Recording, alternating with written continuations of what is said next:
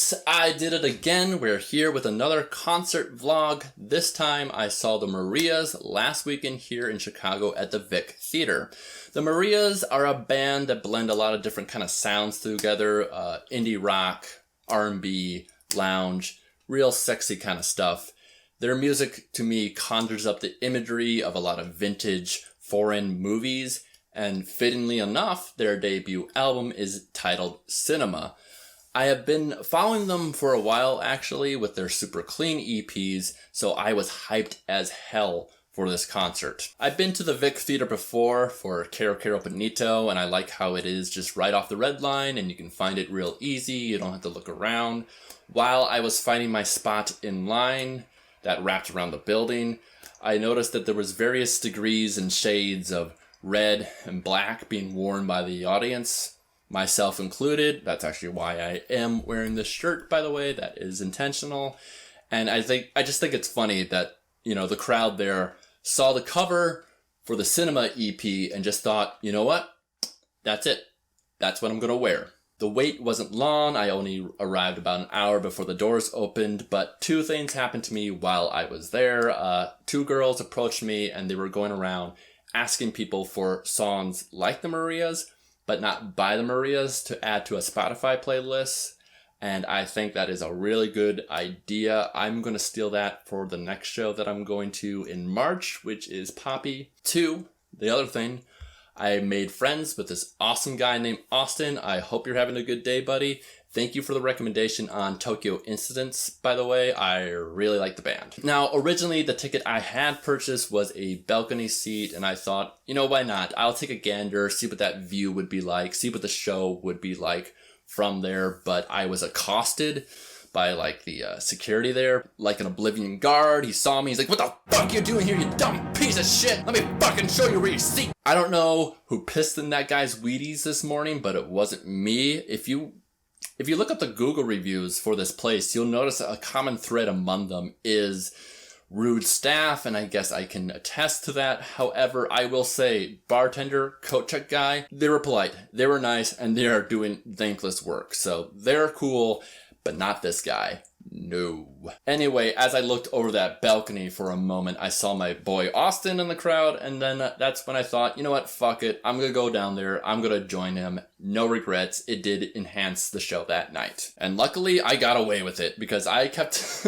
looking over my shoulder, expecting that guy just to jump off the balcony and be like, you violated the law! There were two openers that night. OG, that's OGI. And they were awesome. I really loved her soulful singing and infectious energy. Her bandmate on the guitar was just in pure bliss, rocking out those solos. Unfortunately, I can't really find a lot of material of theirs online, so maybe they're just starting out, but I'm definitely going to keep my eye on these people. The second one was Evan McIntosh. I believe that's the right way to say it.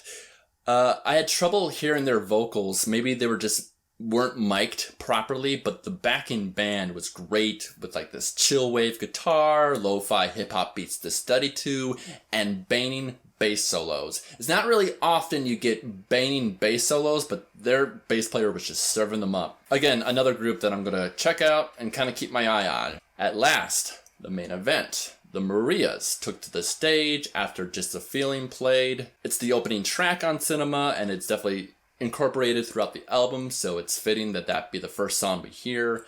And then we just go right into Calling You Back. Maria was wearing a long sleeve midriff top with a pleated skirt and a big ass belt.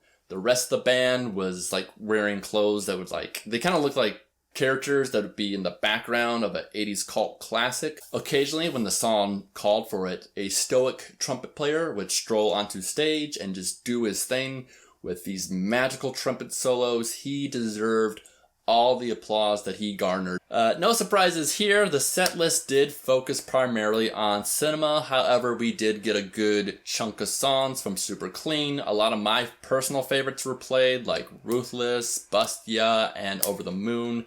Really glad I got to hear those songs. When they went into their Britney Spears cover of Hit Me Baby One More Time, my body exploded. And they asked the audience to sing along, you know.